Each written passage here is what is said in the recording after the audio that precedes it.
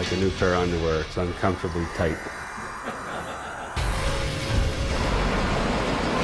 This is SportsCenter. Trading season has officially begun. We're not done. The Maple Leafs swing not one, but two blockbusters. Brian Burke overhauls his roster, getting a netminder with Conn Smythe credentials and a prime-time performer on the blue line. It was definitely a shock. Wayne Gretzky can get traded, anyone can get traded. The run back to respectability continues, but another Raptors win may have come at a price.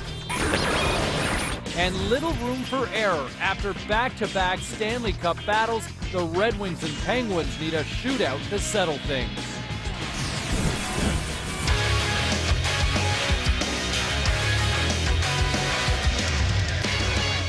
We're open for business. Welcome to SportsCenter. We start with breaking news on an especially busy day of trading in the NHL. Sources tell TSN that the Calgary Flames are expected to trade forward Olli Jokinen and Brandon Prust to the New York Rangers for forwards Christopher Higgins and Alish Kodalik.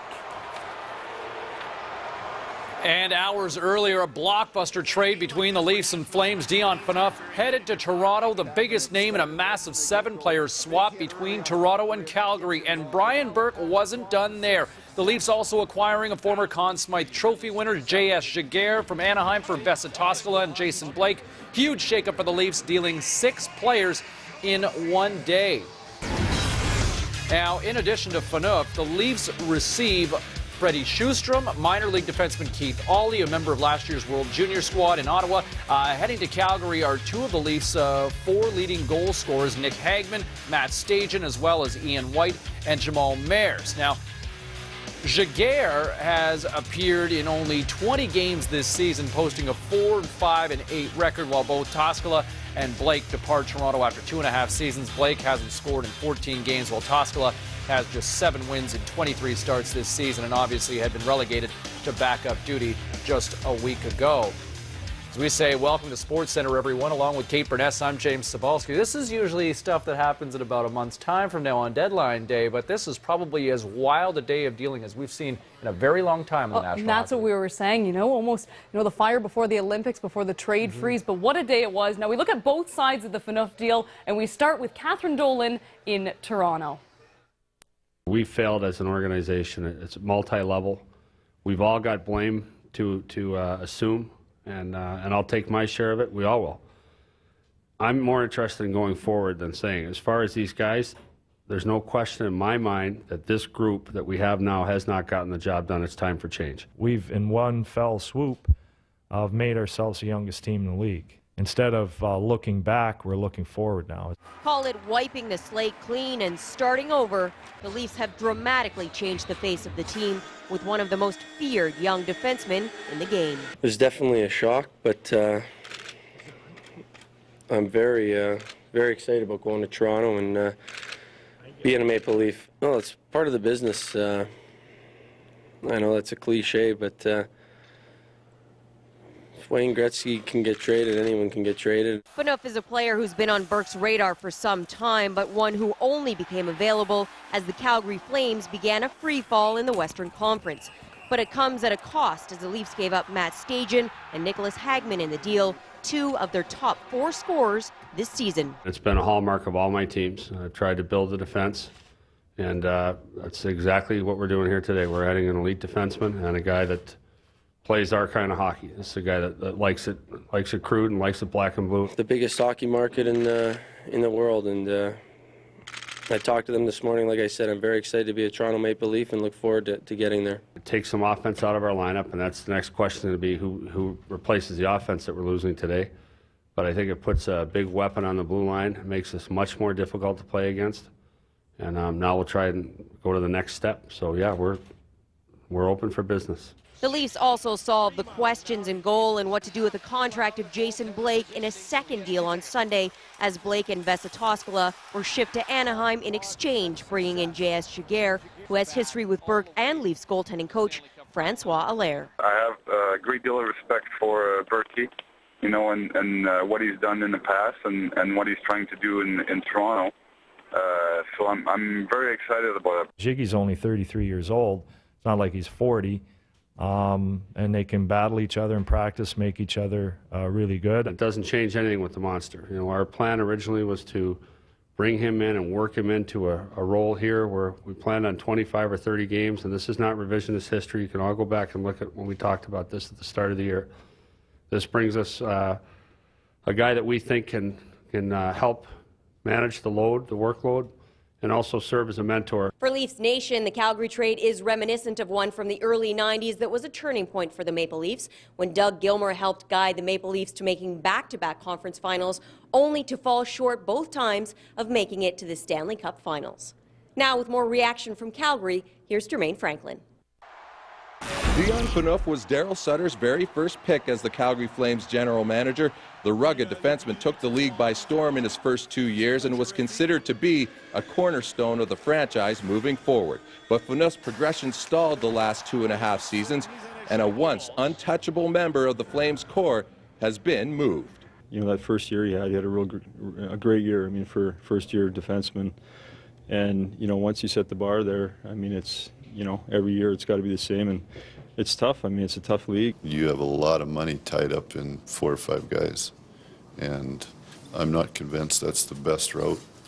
I think that being able to spread it out and, you know, it sort of reflects why we brought this group in, the forwards in, because it balances it out. The Flames' depth on the blue line is a source of strength, while Robin Giguere, Jay Bouwmeester, and Phaneuf were all candidates to wear the Canadian jersey in Vancouver this February. Mark Giordano has arguably been the Flames' most consistent defenseman to date, and it's his emergence that allowed Daryl Sutter to make such a bold move.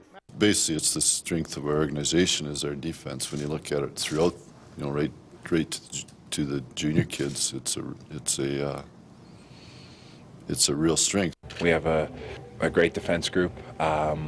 We had a lot of depth there. That was a huge strength of our hockey club. We weren't up front. We probably we weren't getting it done as much as we need to. Sutter entered the season with a new emphasis on defensive play, with the acquisitions of Bouwmeester and brother Brent to run the bench. The team responded well by moving from 23rd in goals allowed last season to top 10 status this year.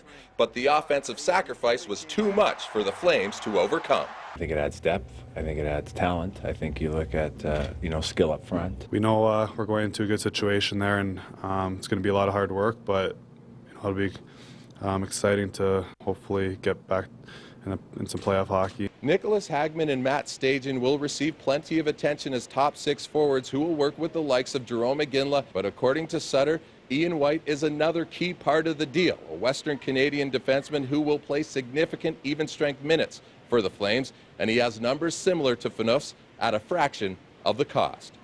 Jermaine Franklin, TSN, Calgary.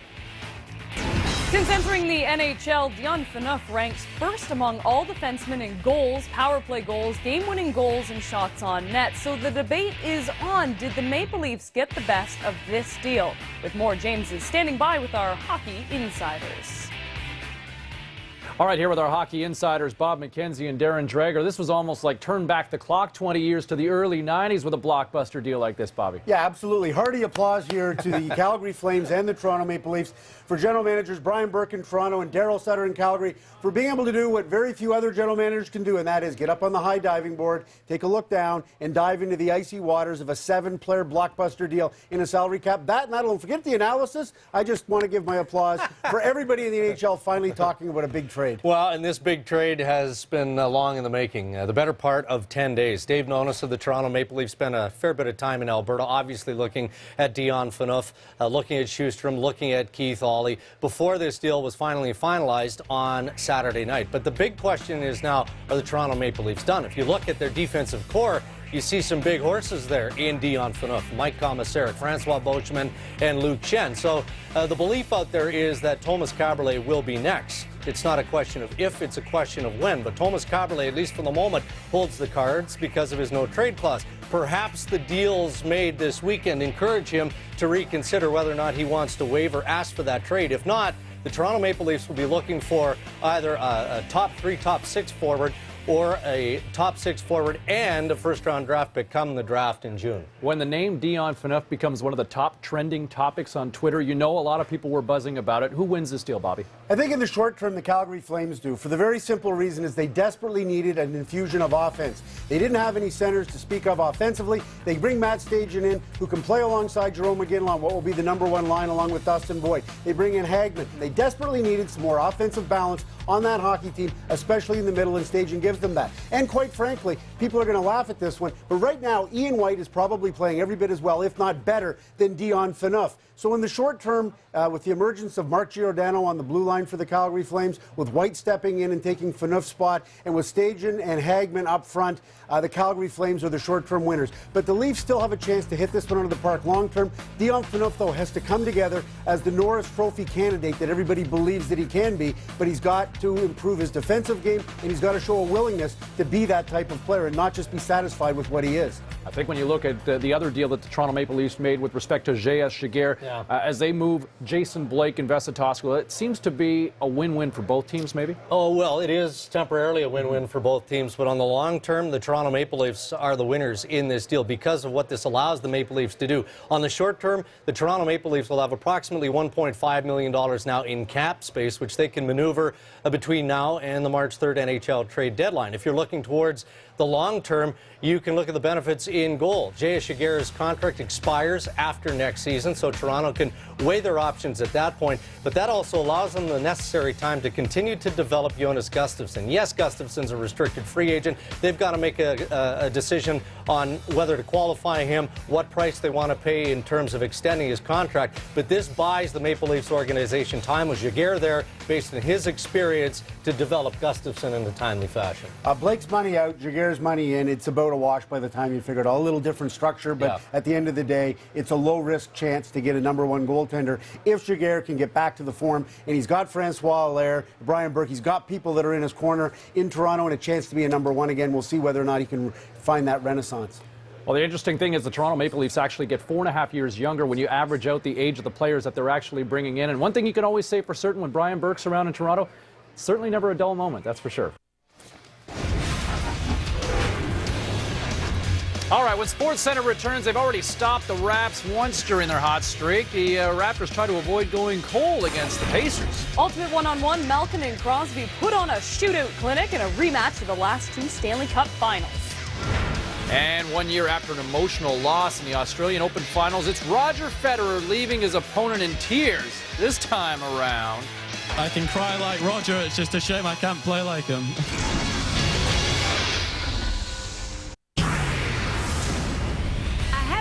It's the most explosive shakeup of the NHL season. I think it makes a big statement about where we're going in terms of what's needed to play here. The Leafs and Flames hook up for a blockbuster. Details on how the mega deal became a reality. But the dealing wasn't done there. I never saw it coming, to be honest with you. Stuck in the conference basement, Brian Burke makes another major splash by acquiring a former Cup champ. It was a Stanley Cup rematch in Pittsburgh as the Wings and Pens go down to the wire in a shootout thriller. Keeping pace with the big boys, the Raptors set out to make it 5 straight and continue their surge up the standings. The greatest of all time, Roger Federer adds to his incredible legacy and brings home his 16th Grand Slam title. I can cry like Roger, it's just a shame I can't play like him. Making your dreams come true every time. Connected starts now.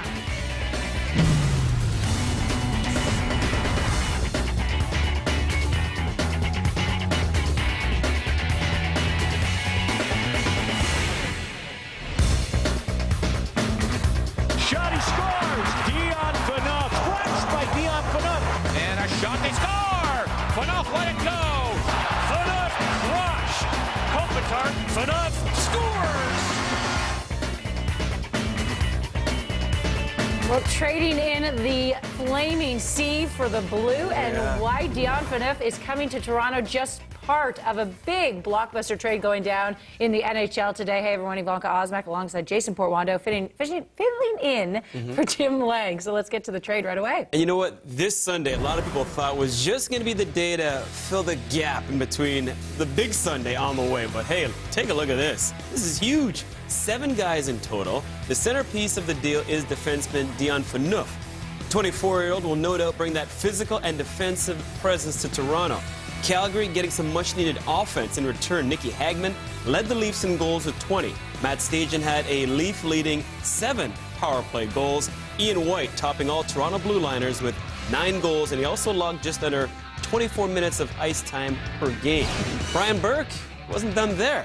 The GM then shipped out Vesa Toskala and Jason Blake in exchange for his former #1 guy in the pipes from Anaheim. Yes, Jean-Sébastien Giguere. With more on Sunday's switching, our coverage starts in Toronto with Rash Madan. Brian Burke emerged from his bunker just before noon Sunday, then again more than an hour later. Each time throwing down a new significant deal that dramatically alters the identity of the Toronto Maple Leafs. I think it makes a big statement about where we're going in terms of what's needed to play here, as far as what we are looking for. What's the credential you need to play on this team? It adds a vital building block to our blueprint with Dion Phaneuf. And I think it adds a couple other useful parts. It provides the structure we need to have the goaltending position what we need for not just the next year, but the next few years after that. So for us, I think it's, I think a very important day. Phaneuf, meanwhile, is in the second of a 6-year deal that the Leafs will be on the hook for $6.5 million against the cap each of the next 4 years. Burke had coveted the defenseman earlier in the season, but said he was turned down by Daryl Sutter. This time around, moving pieces to fit made the trade a week in the making a reality. We had talked about a couple different concepts, and then Daryl came back and said, if you'll put this guy in and we put this guy in, would it work? And so we had asked about Schustrom before, and Daryl said, if I put Schustrom in and you put Jamal Mayers in, does this deal work? And so that's when it got over the hump. It was Daryl was the innovator here as far as getting it done.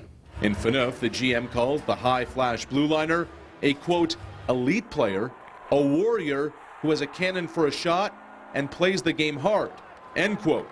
The trades have also created more competition within the Leafs, notably in net, which is what Burke is craving.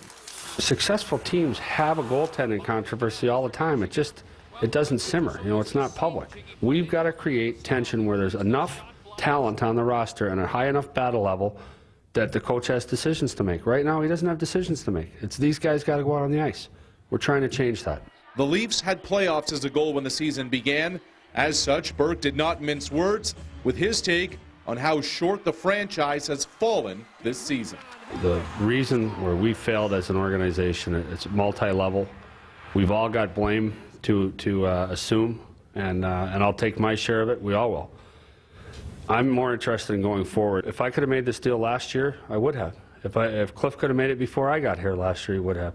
Some of these things aren't ripe in a cap system until enough of the money moves and shifts over to the other side of the ledger. Burke says the Leafs still have moves to make, but was adamant they will not involve Thomas Kaberle. The GM's message Sunday, quote, it hasn't even occurred to me. Nothing is going to change there. I am not going to ask Thomas Kaberle to waive his no-trade clause. Now to Calgary, and with Dion Phaneuf on his last day as a Flame, here's our Roger Millions. Arash, Dion Phaneuf was a Flame fixture, a 25-minute per night blue liner. While his last 2 seasons in a Flame uniform had its ups and downs, he was a core player on this hockey club. Thus, his trade to Toronto came as a shock.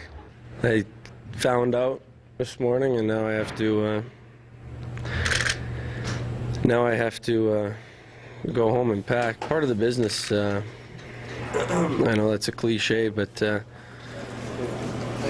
Wayne Gretzky can get traded, anyone can get traded. And Thanks, Pete. Like I said, I was very surprised, but on the other hand, I'm very excited to be going to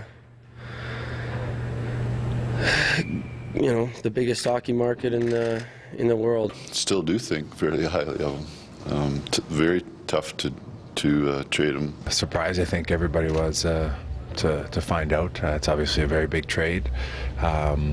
He's a big part of our hockey club and a great young player, and he's already done a lot in his career, so it was a big move by the organization. Kind of figured something was going to happen, didn't know what, but you know, it's probably going to be a little bit of an adjustment at first here, but you know, we gotta move on. But the Flames need offense as much as the jolt to the dressing room will help. Nicholas Hagman and Matt Stajan gives the Flames potential up front, as does Ian White on the back end. You had to get the defenseman back that could give you those even strength minutes and play that side of the ice, which was the right side. The next part was getting one or two forwards that play in that top nine, and clearly Stajan and Hagman can do that. So it had to break out like that. We're not talking about players here that are 20, 21 years of age. We're talking about players that are are starting to establish themselves in the NHL and have some experience doing so. And you know, they're both very, very good players. Face facts. It also gives Jarome Iginla and Ole Jokinen a forward in Nicholas Hagman who could make a difference to their numbers as well. You know, I think it adds depth. I think it adds talent. I think you look at, skill up front. Hagman is a good skater. He's got 20 goals, really good shot. He competes in there too. You know, he's very responsible in all three zones. And, I've coached against him here the past 2 years in New Jersey. He's in Toronto, and there wasn't a game that we didn't play against Toronto Maple Leafs that he was very noticeable and in a positive way. 4 new faces to a dressing room at this time of the season constitutes a major change for any roster. But the Flames won't have to wait long to find out its impact, as starting Monday against Philadelphia, Calgary will play 4 games over the next 6 nights. Roger Millions connected with the Flames in Calgary. At first glance, it appears the Leafs have come out as the big winner in today's trade with the addition of an all-star defenseman and Stanley Cup MVP goalie, while giving up just a handful of mid-level players. So is this the move that will help Toronto get out of the Eastern Conference basement? The Hockey Central panel weighs out the pros and cons on the Sunday swap. It was 8 days ago where many people were suspicious when Nick Kypreos broke the news that the Calgary Flames were exploring options on what to do with Dion Phaneuf, the possibility of trading him. Are you surprised that it actually happened? No, I'm not surprised that it happened, but I am surprised that it happened as quickly as when we talked about it last week, Darren.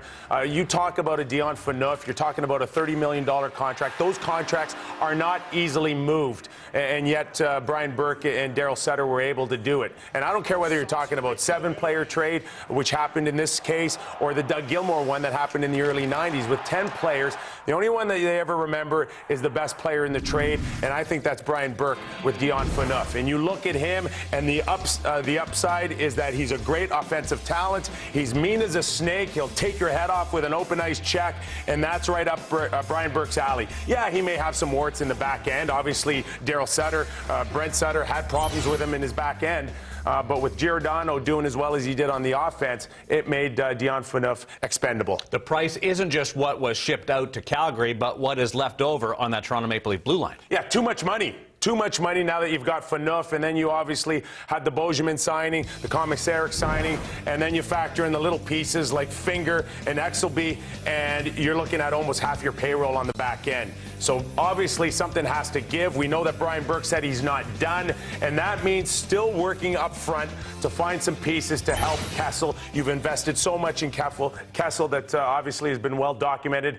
Now his challenge is to build around a guy like Kessel up front. Phaneuf's a good talent. Obviously Kessel's a good talent, but they're not leaders. They're not captains. They're followers. Brian Burke still has to find the guy to wear the C. On any other day, the shipping out of Jason Blake and getting rid of that contract is big-time news. J.S. Giguere comes in. Is he a Conn Smythe Trophy winner, a Stanley Cup champion, who you're going to hope to add some stability, or is it just unloading that other contract? No, I think it's a bonus that you got rid of Blake when everybody told you, including Doug McLean, that it'll never happen. It's an impossible contract. So kudos to Brian Burke Burke, but this is really, truly a situation where they're trying to upgrade their goaltending scenario. They still like Gustafsson. They just feel like he's not quite ready. Toskala was a disaster the moment Ron Wilson got a hold of him. So now all of a sudden you do feel like there's something salvageable in his career. And for Giguere, he's not coming here to mentor a guy like Gustafsson. He's coming here to regain his status as an elite goalie in the league and a #1 guy. And hooks up with his old goaltending coach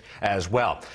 We've been part of the group that's put a lot of heat on Brian Burke for potentially giving up that first overall pick in the Kessel deal. Does this take the pressure off him? No, it just buys him time a little bit, and I don't care what happens from here on in, how many points Phaneuf gets, how many points Kessel gets. Those guys' mission right now is to get Brian Burke out of that lottery pick. If he truly wants to save face this season, the Leafs have got to get themselves in a situation where they're not involved, or at least Boston's pick is not involved in the lottery. And the good news for us, Brian Burke says he's still looking at making some transactions with a month to go before Hockey Central. Deadline 2010 on March 3rd.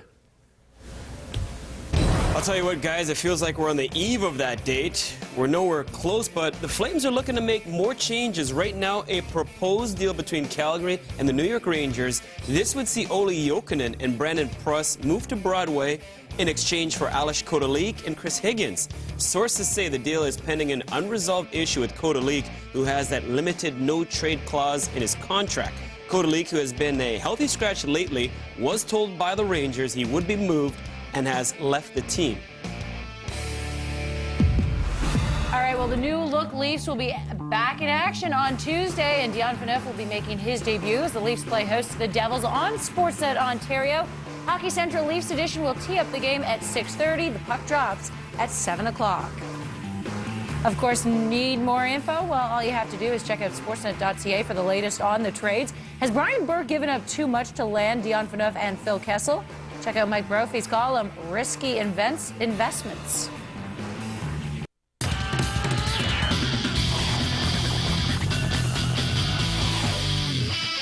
All right, welcome back. Well, like the trades or not, nobody can say that Brian Burke isn't doing anything. Hello, Laura. Hi, Anthony. Well, the official NHL trade deadline isn't until March the 3rd, but in case you didn't hear, Brian Burke was a busy man today, wheeling and dealing, and he got the ball rolling nice and early this morning by acquiring defenseman Dion Phaneuf from the Calgary Flames. But Burke did have to say goodbye to some familiar faces.